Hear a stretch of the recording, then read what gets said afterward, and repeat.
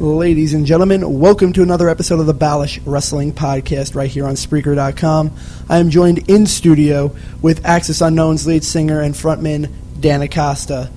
Dan, welcome to the show. Thank you for having me, my friend. Always a pleasure. So we got many stories to talk about today. Where do you want to begin? Let's start with, how did you get into music to begin with? Actually, it's a funny story. I kind of started playing guitar because I was smoking too much pot and getting in trouble in reform school. PSA, don't smoke pot, don't do drugs. I don't do them anymore. I was a bad child. What was the first instrument you picked up and actually learned how to play? I actually tried the trombone when I was in, I don't even remember, 3rd, 4th grade. Really? Absolutely hated it. Really? I tried the trumpet, hated that, and then I just kind of gave up. But I did start singing, though, when I was 6. So I've been singing in the school chorus since probably 2nd, 3rd grade. Really? Okay. And now let's fast forward a little bit.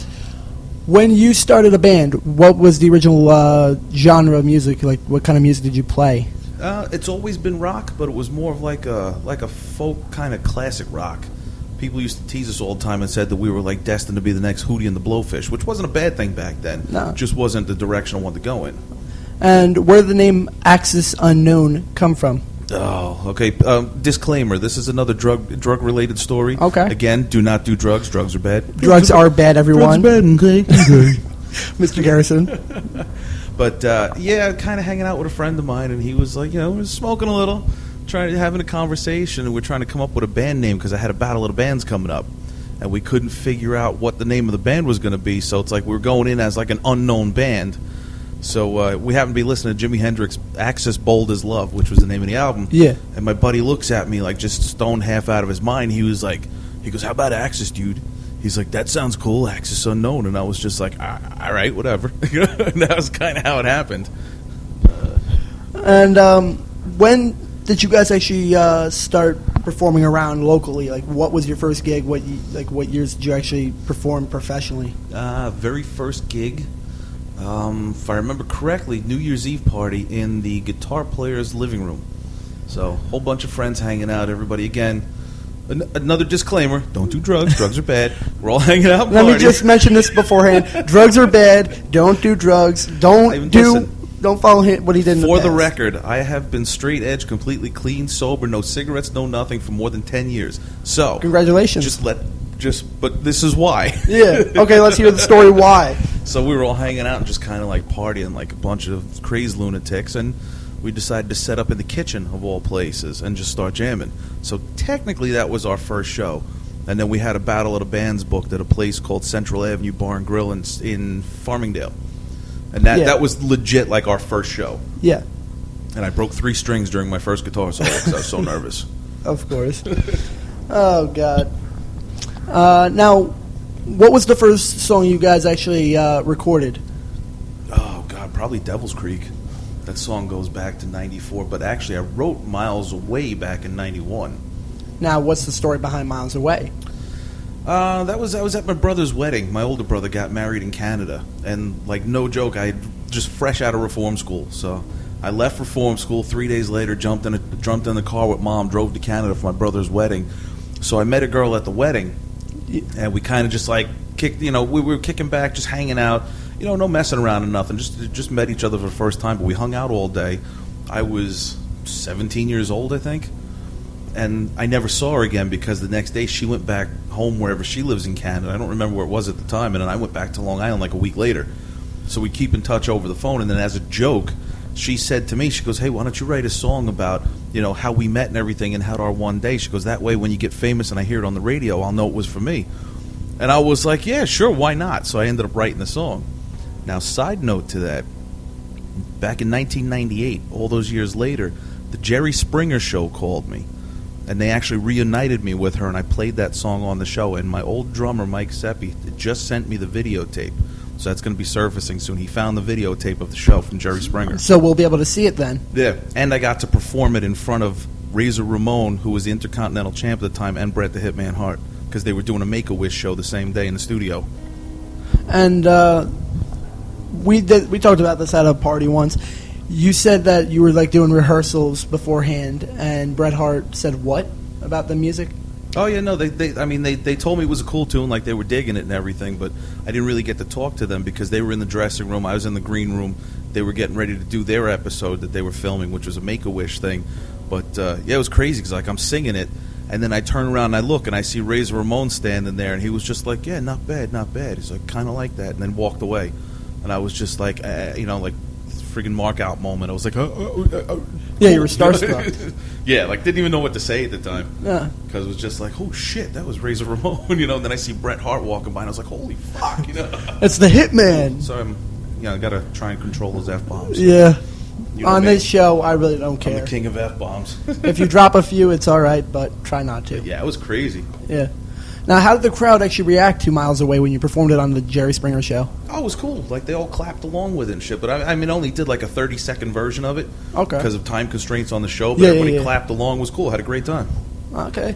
I was dressed like the Good Humor Man because they put me in a white tuxedo because that was what she saw me in the last time she ever saw me. Yeah. But also, that was like, I was like 60 pounds lighter at the time. So, like, here it was. I was hitting the gym. I was big all buffed out and everything. Yeah. Like the Good Humor Man on steroids. It was hysterical. Now, how did you get your first start in the acting world? Let's go over to that side of the story. Oh, God, I don't even remember. That, that that all has to do with the music tying into wrestling. When a couple of the guys started using my music as their entrance theme, specifically it was Stockade, Dickie Rods, all those guys when they had the Order of the Black. Okay. Mikey Whipwreck was part of the crew at the time. Me and Crusher Dugan sat down and we wrote a song together called The Prophecy. Yes. And also Rocky, believe it or not, Rocky Han, him and Lou Fabiano, a.k.a. Iraqi Butchers. Yes, the Iraqi Butchers. They actually started using my music before anybody else did. They were the first ones to ever use my music. Which was they were what? Using my song, Solitude? Yeah, Solitude. Which was funny because, like, at that time, like, I had so much heat with them because I'd sit in the audience and, like, they would come over and just fuck with me constantly. Just to get you pissed off? Yeah, because, like, I had the long braid in my beard, so Rocky would come over. Like, he'd pull on the braid, and then I remember one time he slapped me in the mouth. Like, I'm sitting there yelling at him. I'm like, yeah, you guys suck, USA, USA. Next thing you know, he just hauls off and smacks me across the mouth. How hard was the slap? Yeah. Oh, no, it was legit. It was legit. Oh, and then he laughed about it, and I tried to climb over the railing. Security grabbed me. Like, it was, we had legit heat at first because they just kept messing with me all the time. And then finally I got to talk to him, became friends, but one night I'm sitting in the audience, and it's like, we're hanging out just watching, and all of a sudden I hear my music hit, and I'm like, who's using that? And then he comes out and starts laughing at me, comes over, messes with me, gives me the finger, slaps me again, and then goes off into the ring. I'm like, come on, dude, what's up with that? I'm like, you're using my music, and you're going to slap me in the mouth? Yeah. I'm like, what's up with that? But, granted, though, that started a really, really cool friendship between him and I. Guy's like my brother, man, so I love him to death. Yeah, so do I. Just don't ever tell him I said that, though. That's only if he hasn't. Yeah, he's been trying to get me to say that to him for years, and I refuse. What? The L word. I tell him all the time. I don't believe in that, but honestly, that's if he hasn't listened to this. That's only if he hasn't listened to this episode. Oh no, he'll hear it, and then he'll bust my balls about it on Facebook. Of course. Now, how long have you actually had an account with Reverb Nation, where you can actually publicly go? That's been going on for years. That goes way back. Which Reverb Nation's a great website because they do everything for free just to try and push music. Yeah. You know what I mean? I've met Lou Playa, who was the guy that created it. Wait, you've actually met the creator of the site? Oh, yeah. He goes to conventions and stuff all the time. I see him, he's all over the place. Okay. He's highly involved in the music scene. And I've had the opportunity to meet him a couple times out in the city at a few events and stuff. He's a great guy, and just everything that he does and the people he got together to help push independent music is unbelievable. I can't praise that guy enough for what he's doing for the music scene. Nice. Now, let's get into your wrestling career. Oh, well, that's your the thing. Part-time Again, wrestling. Music tied into wrestling because they started using the music as their entrance themes. Yeah. And then that's when Rocky had opened up Ringside Pro Wrestling. Yes. He asked me if I wanted to train. I wanted to get into the ring. Now, at the time, I was actually on disability because I had a really bad back injury. But I'd spent like 4.5 years just rehabbing everything, fixing my back, fixing all the problems I had. So as soon as my disability was done, I started training with him, and Rocky pretty much started teaching me from scratch. How to lock up, how to this, how to that. And again, that's why we're so close, is because that guy, I owe all of that to him, because Yes. from wrestling, that's how I started getting the offers to do reality TV shows, Yes. background gigs, acting gigs, and stuff like that. So it all comes full circle, from music to wrestling to acting. Everything Yeah. all ties together. Now, let's bring up my favorite topic. The name of the show is my favorite name, Fat Guys in the Woods. Ugh. I hated that name, dude. I almost said no to that show just for the title alone. Every time someone asked me about that, like, I heard the name and I was like, oh, God, I can't believe I'm doing this. But let me tell you, greatest experience I've ever had in my life. Yeah. Living on a mountain in the woods with nothing but the clothes on my back, putting my complete trust and faith into 4 strangers I'd never met until the day I stepped off the plane. Now, how was Rocky on that show? The guy Rocky that was on the show. Oh, Rock, he was hysterical. We actually just reconnected on Facebook probably about 4 or 5 months ago. Yeah, he's doing well, too. He's another one. He's finally forayed into some acting, comedy, stuff like that. He's a rapper. Nice. But, yeah, he was funny as hell, man. That guy was hysterical. Every time we do something, he had so many jokes. He was if it wasn't for him, I guarantee we probably would have killed each other because we didn't eat for 3 days. You know what I mean? We had no food or anything. If it wasn't for him making us laugh, we probably would have killed each other out there, and I'd be chewing on somebody else's leg or something. You know what I mean? Cannibalism. Yeah, it was insane. But great experience, though. But is it true that you had to eat bees while you were on the show or something like that? What was the food source that you did happen to get when you were on the show? Well, the first food source that we found was actually we found some grapes that were on a vine, like way up in the air, hanging out of a tree, some dried grapes. So the guy Jeff that I was with on there, he's a country singer from Nashville, also a former Marine. Okay, yeah. So him and Creek, which Creek Stewart was the survival expert and the host of the show. Yeah, he was our pretty boy host. I used to tease him about his blonde hair, but him and Creek climbed up on the rocks on the side of whatever it was over there, went out and grabbed everything, and then they had to jump over this gap, and it was funny. It's in the show, you'll see it. Yeah. But we had these dried grapes. They're like little raisins. Yeah. So that was our first source of food, and then I think it was about a day or so later, we got lucky while we were searching around trying to set traps. Yeah. We found a tree that had fallen over. Excuse me, and inside the tree, we found a honeycomb. Yeah. So we had a whole ton of natural honey inside this honeycomb, and then at the base of it, we found all the bees that were frozen. Yes. So Creek was like, because we can eat these. And I was like, listen, dude, at this point, I don't care what it is. I'm like, I'll eat it. I really don't care, because, we're 3 days in with no food other than just 2 little raisins. Oh, shit. So we ended up taking them back to the camp. We roasted them with a hot rock. We heated up a rock in the fire, threw it in there, and kind of stir-fried them. Oh, shit. And honestly, they weren't that bad. It was like eating dry popcorn. Okay. You know what I mean? So we dipped it in the honey. It wasn't that bad. Okay. Let's go back to wrestling for a second. One of my favorite matches was you versus Stockade at one of the charity shows that we did. Oh, God. Me and Stockade. Yeah, you know what? I have to say, man, Stockade really, really took care of me, because, I'm a rookie. I'm as green could be, and I got so gassed in that. Yeah, I remember that. Holy crap, man. My cardio was non-existent, and that guy took me 9.5 minutes in the sun. Because I thought he was trying to kill me. And what was the finish? Like a botched stunner? Oh, yeah, dude. That was the most half-assed stunner, I think, in the existence of pro wrestling. I did such a shit job on that. And not only that, not only did you do that, because you know what it is, I was so gassed out that when I went to come out of the corner and just and actually do the move, I almost fell over, because I was just my legs just gave out. I was so gassed. It's horrible. And again, that's why we always stress, you got to train. Yeah. Got to train. and you got to do the cardio. Yeah, you have to do cardio, because without cardio, you'll never last in there. No. Some of these guys, the way I watched them, like the NYWC guys, when I watched them do cardio, holy crap, man, I would never be I'm in able to keep up with NYWC. those guys. I'm in NYWC, Yeah, and dude, the I'd cardio that never be we able to keep do up is with strenuous, but it helps you tremendously last longer in matches, Oh, yeah, absolutely. and so you don't pull anything during a match. Because what it was my legs gave out, and literally, I was so tired, I was having a hard time holding up my own body weight. Yeah. And when it gets to that point, it gets dangerous, because you don't want to hurt the guy you're in the ring with. Exactly. So thank God that was the finish. Yeah. You know what I mean? Now, what I liked about that, other than your match, because when he tried to throw in a broomstick, which, let me just let you all know, you can watch that match on my YouTube channel, on one of my YouTube channels. Yeah, be gentle on me. I really, that should have been on Botchamania, but Stockade carried me through it, though. Yeah. He's a pro. I give him props. He's a pro. He took good care of me. But like I was saying, you could see it on my YouTube channels. I'll post a link on Facebook So just check out my Facebook page. But two things in that match, other than the match itself, is what I loved. It was, one, when he tossed in the broomstick, I was able to catch it in midair and toss it right back out. Yeah, that was funny. And two, right after the match, Stockade actually gave me the opportunity to actually push him out of the ring to elevate me. Oh, keep kayfabe now. Don't give up all your secrets. Hey. But no, I mean, overall, like I said, man, that was But it was a fun match. yeah. It really was. Like, I never in a million years thought I was ever going to step into a ring with Stockade. You know, we joked around about it. People have said stuff about it all the time. I just never thought it was going to happen. And honestly, you know, it was one of the best things I've done. I had so much fun. And then I also wrestled Pancakes, too. Yes, Pancakes. The next weekend. Yeah. And he's another one. Absolute pro. You know, took care of me. We went through the match. Had a great time wrestling with those guys. You know, but then again, you know, at the same time, I also learned that I'm a much better musician than I am a wrestler.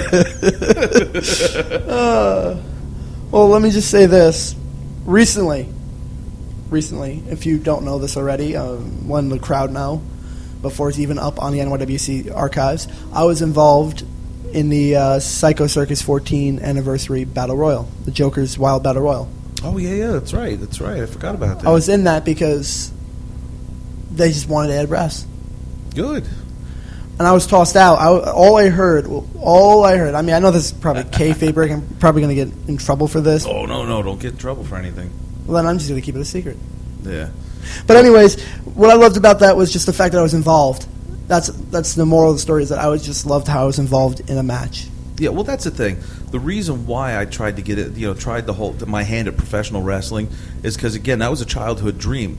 Like, my grandfather raised me on pro wrestling. Really? Yeah, he raised me on. I mean, from the age of like 9, 10 years old, that's all we did was just watch WWF. We watched NWA. We watched Florida Championship Wrestling. We watched everything. Wait, Florida Championship Wrestling was around in... Oh yeah. Back then, I was watching the Four Horsemen. I was watching everything. You know now what I mean? that was before. That was before FCW was owned by Vince. Yeah. We used the to watch, original FCW. Yeah, Okay. we used to watch everything.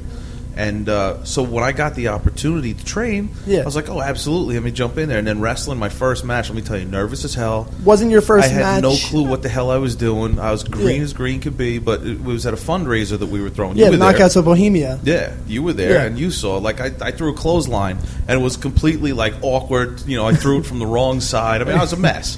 So I mean, the no match. clue what I was doing. By the way, the match is up on YouTube. Yeah, but people don't realize, though, that was a childhood dream. You know what I mean? Because it was like something I always wanted to do because my uncle, my grandfather, they raised me on that. So, you know, even if I don't continue wrestling, don't continue training, and just stick with the music, I still, you know, the fact is I went and I lived out a dream, so I'm happy. I'm happy because I accomplished the fact of actually just stepping into a ring. So I'm cool with that, you know what I mean? But I give these guys, I found a whole new respect for that business the minute I stepped between the ropes. It was like, what the fuck did I just get myself into? Because it hurts. It's not fake. I've had surgery. It's no joke, you know. Everybody says wrestling's fake. Yeah, okay. Until you're laid up in bed and you've got a cast on or a sling. Yeah, okay. Yeah, I whole new respect for that business. So that's why when it comes to helping out these guys with the video and the film and everything else I do for them, that's the reason why I do it, is because I respect everything these guys do, because they bust their asses. You know what I mean? Just for, you know, minimal payday, just to live out a dream. So, yeah, I give all you guys props for that shit. Exactly. Now, let's get back to music. South of Baghdad. If we can talk about that. What is the meaning behind that song, and what's the inspiration from that song? Like, what's the story? South of Baghdad was actually written from a phone conversation that I had with my brother-in-law at the time. I used to be married a while back, and he had just gotten deployed to Iraq. This was 2003. This was like the night before he left. He was calling up because he wanted to say goodbye to his sister, say goodbye to me. He was calling all family members, and like honestly, like he had no idea what he was getting into. He was scared. I mean, everybody was afraid because we had no idea what was going to happen. So I took the words from that phone conversation, and I kind of used that as the basis for the lyrics of the song. So it's all about how an actual soldier felt, not knowing whether he was going to come home alive or not, knowing that he was going to war. And he was young. I mean, he couldn't have been no more than like 22, 23 years old at the time. You know, I don't exactly remember how old he was, but still he was young. You know what I mean? So, I mean, that was the basis of that. So I use that song. I dedicate that to anybody who's ever served in the military. Because it's not about whether it's right or wrong, whether you agree with why we were there. That song is all about just, bringing them back in one piece. All right. What about Solitude? Solitude was mainly a wrestling theme, wasn't it? Like the entire... No, Solitude was actually a song that I wrote for the drummer. Because, a lot of times the drummers never get to really show off when they're playing in a band because they're always in the background. Unless you're doing like some crazy drum solo at a live show. So I wanted to write an instrumental, that way there's no vocals, there's no singer, straight up, this is a song that's drum driven, and it's fast, it's hard, it's heavy, and I specifically wrote it that way the drummer can show off and just do whatever they wanted back there, which at the time it was my nephew who was playing, Mike Sanchez, but he's since left the band, and now I have Mike Dilgen in the band, and Dilgen has taken the song to a whole new level. He's like rewritten all the drum lines. Guy's a freaking beast behind the kit. So now it's gotten harder, it's gotten heavier, it's gotten faster. So now it's just straight up, just in your face, like hard, like heavy metal, just thrashing tune. Now the wrestling edit version. What is that little Iraqian pre-intro that I hear? You're gonna laugh. I'm probably gonna get sued for it someday. That's if you even want to announce it. Oh yeah, no. But I'm probably gonna get sued for it someday because I stole that out of the video game Prince of Persia. It's a little sample clip that I heard in the video game, and I was like, oh, that's perfect. Threw it in there, sampled it, put in a big explosion, and it's like, all right, now it's an entrance theme. So that's like a cheap way of just making an entrance theme. Yeah, I'm sure someday take the song you already have and just add a pre-intro. Someday they'll sue me for it. But till now, you could always perform it. Yep. Now, I'm looking on the Reverb Nation page. There's tons of songs on here. Multimedia Prophet, what's the story behind that one? Multimedia Prophet is about all those televangelists that you see on TV at like 2 o'clock in the morning, 3 o'clock in the morning, that use fear of religion to get rich. Because my family, me and my mother specifically, we had a little run-in with a reverend by the name of Peter Popoff, who was on Spike TV, every friggin' TV channel possible, at like 3, 4 o'clock in the morning. He's like, touch the screen and pray with me and you'll get $5,000 check in the mail. Like, just dumb shit like that. And what kills me is, like, my grandmother, my mother, my whole family, they're all very religious based, and it just kills me. I know I have a lot of friends too. I mean, you and I have mutual friends that run churches. Yeah. You know what I mean? And it kills me when I see people exploiting religion to get rich like that. So that's what that song was based on, was how everybody just, how these guys use fear of going to heaven to get you to give them, 60, 70% of your annual income so they can have a mansion and a yacht. What about Devil's Creek, since we're already talking about music still? Devil's Creek, that one goes way back. That was, I think that was 1994 we originally wrote that. It was just like a southern rock tune, just dirty rock, and it's kind of my throwback. I'm paying homage to Charlie Daniels' band in that one, because they have a song called The Legend of the Woolly Swamp. And if you listen to the lyrics in the second verse of my song, it kind of pays homage to that, because that was just a really cool tune that I knew growing up. And it was about the guy who lived in the swamp, and then the kids came in, they stole his money, they killed him, and then his ghost came back and got revenge. It's kind of like the whole story behind Devil's Creek. There's 3 different scenarios, but when all is said and done, it's all about it's about life and how fucked up it can be and how rough it is and how things can turn on you. Kids are stealing your money. In the third verse, like a girl, she just can't take it anymore, and she ends up hanging herself. But in the first verse, it's like you got the old lady in the neighborhood, the old crazy cat lady. She dies. Everybody says they see her ghost. That's kind of what it is. It's like urban legends. So it's like a dark song. Yeah, it's a really dark song, but just we use like a southern rock bluesy type sound to it. So it's got a really cool like rhythm to it. But if you actually listen to the lyrics, It's like urban legend, like really dark shit. What was wrong with you at the time? That was just something I was toying around with. I mean, I was just getting my feet wet, writing songs as a band. Okay. So it was like, this sounds like it'd be fun. Let's play with it. Here it is. All these 22 years later, we're still playing it. And what about The Lonely Hero? Lonely Hero was another one that was based on the troops. That was about a guy that I knew who was serving over in Kuwait at the time, and his daughter was being born around Christmas. he missed out on the holidays, and not only that, but he had to watch his daughter being born through a webcast because he couldn't be home for it. So, I mean, that whole thing kind of got to me, like, because every year I try to do a charity event for local troops, local veterans, because it's like, if you think about it, like, we're all sitting here at Christmas time getting our presents and gifts and hanging out with the family, toys, candy, dinner.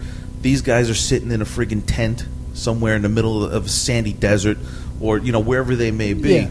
So that's what that's all based on, and if you listen to the lyrics, you'll hear, it's like, in a way, I feel like Santa Claus, but I'm not bringing toys. No. It talks about it's them bringing freedom to you. So it's like, it's kind of a weird play on Santa bringing you toys. These guys are bringing us freedom. Yeah. These guys are sacrificing everything so we can sit here and celebrate Christmas, Kwanzaa, Hanukkah, whatever you guys celebrate. And that's what that was. That was just a reminder, like, as we're sitting here having fun, celebrating, and having a great time, let's not forget what they're doing over there. Oh, shit.